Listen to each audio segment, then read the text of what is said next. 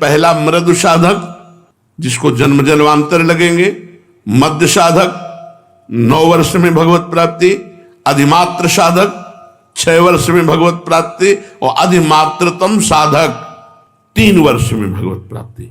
जैसे अपने लोगों के गंगा किनारे का जो समय कटा 20 वर्ष, वो इसी में कटा। न खान पान, न मित्रता, न रिश्ते, न नाते, न कोई, न कुछ नहीं, केवल भगवान। शिव शिव शिव शिव शिव, शाम सदा शिव। हर पवित्र है तो मंत्राकार वृत्ति, अपवित्र है तो बस हर समय वायु स्पर्श करती तो ऐसे करते गंगा, हमारे भगवान शिव आलिंगन कर रहे हैं वायु रूप से। ये बड़ा मनोभाव, बड़ा आनंद का भाव होता है। तो आप क्या समझते हैं हम किडनी के रोग में पीड़ित पड़े रहते हैं? पद चल रहा है, सामने प्रियाजू की झांकी है, कैसे तुम्हें बताएं? कुछ नहीं है, मतलब अपने कमरे में बैठे, सामने युगल सरकार है, आरती हो रही, आरती की जय श्याम सुंदर नंद के नंदन राध, सामने वो बैठे, वहां कुछ आनंद की कमी है क्या? पर अपने लोग आनंद ढूंढ रहे हैं भोगों में, विषयों में, जगत में, इसलिए हमारी दुर्दशा हो रही है।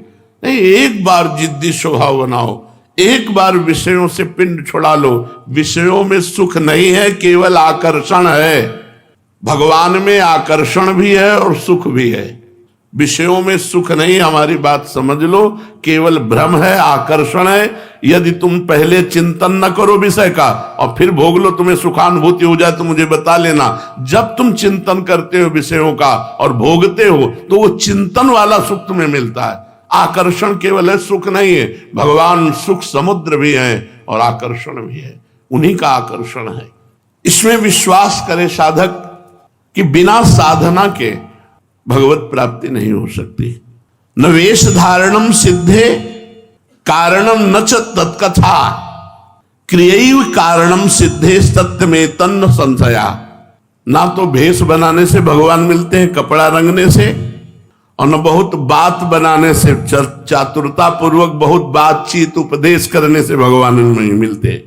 भगवान मिलते हैं भजन करने से। क्रियैव कारणम सिद्धे, क्रिया ही कारण, भजन क्रिया ही सिद्धावस्था के लिए कारण है। सत्य में तन्न संशया, मेरी इस बात में संदेह मत करना।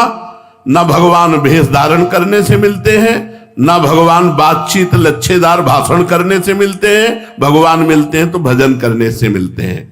असल में ऊंचा साधक वही है जो अपना सर्वभार भगवान पर छोड़कर निरंतर, बस यही है जीवन का सार। अगर पकड़ पाओ तो पकड़ पाओ।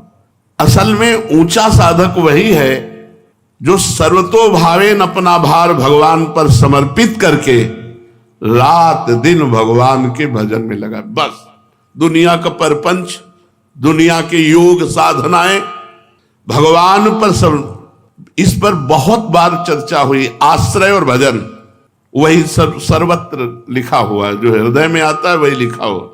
असल में ऊंचा साधक वही है जो सर्वथा सर्वतो भावेन भगवान में समर्पित है। सर्वतो भावेन, कोई भी भाव अन्य से नहीं, सब भगवान से, और अपने को भगवान पर छोड़ दिया और खूब भजन में तत्पर। बस सार बात यही।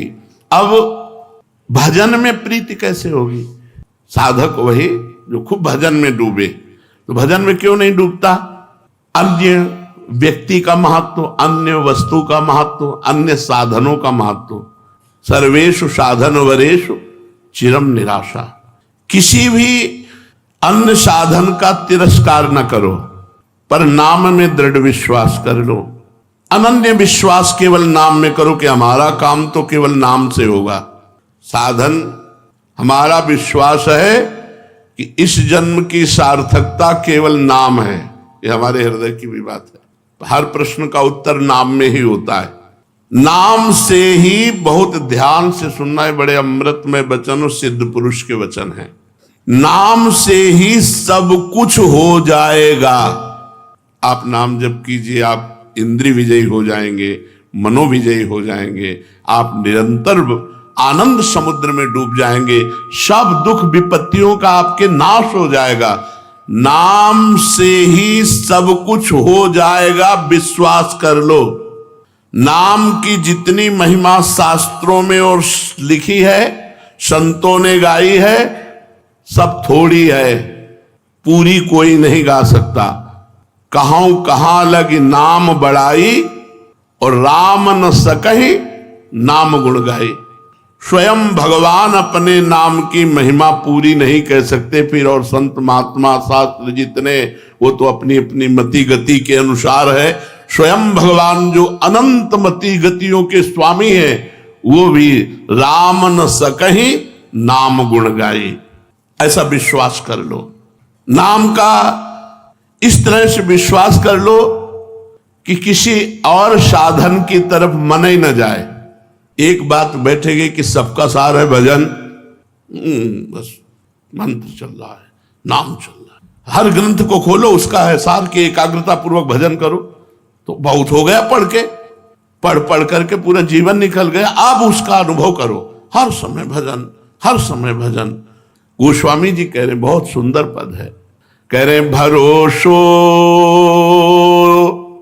जाहि दूसरो सो करो। भाई तुम्हें कोई दूसरा भरोसा हो आप कर लो, मैं आपको रोकता नहीं हूं। जिसका जहां मन होता है उस साधन में अपनी रति करता है। भरोसो जाहि दूसरो सो करो, मुको तो राम को नाम कल्प तरु, कलि कल्याण फरो। भरोसो जाहि दूसरो सो करो। तुम्हें अगर जहां मना हो वहां भरोसा करो, हम तुम्हें रोकते नहीं, लेकिन हम अपने बात बता रहे हैं। मोको तो राम को नाम कल्प तरु, कलि कल्याण फरो। मेरे तो सब कुछ राम नाम है, मेरी समस्त कामनाओं को पूर्ण करने वाला कल्प तरु ये राम नाम है। इस कलिकाल में परम कल्याण कर देने वाला ये नाम है। ऐसा नहीं गोस्वामी जी और कुछ जानते नहीं है। वो कह रहे कर्म उपासन ज्ञान वेद मत सो सब भांति खरो। मैं इनकी अवहेलना नहीं कर रहा हूं। कर्म योग, उपासना योग, ज्ञान योग, अष्टांग योग, वेद मत, जितने भी हैं ये सब अच्छे हैं, सब सत्य हैं, सब सत्य हैं। पर मोहि तो सावन के अंधही, जो सूझत रंग हरो। पर मुझे तो ये सब नहीं। सावन में जैसे अंधा हो जाता है तो उसे हरा ही हरा 12 महीना नजर आता है, मेरे तो 12 महीना केवल नाम है, केवल नाम। न कर्म योग, न ज्ञान योग, न अष्टांग योग, न सांख्य योग, केवल एकमात्र नाम है। और अपना अनुभव बता रहे हैं। चाटत रहो स्वान पातरी, जो कबहू न पेट भरो। बहुत सी साधनाएं की, लेकिन उनसे हमें विश्राम नहीं मिला। बहुत से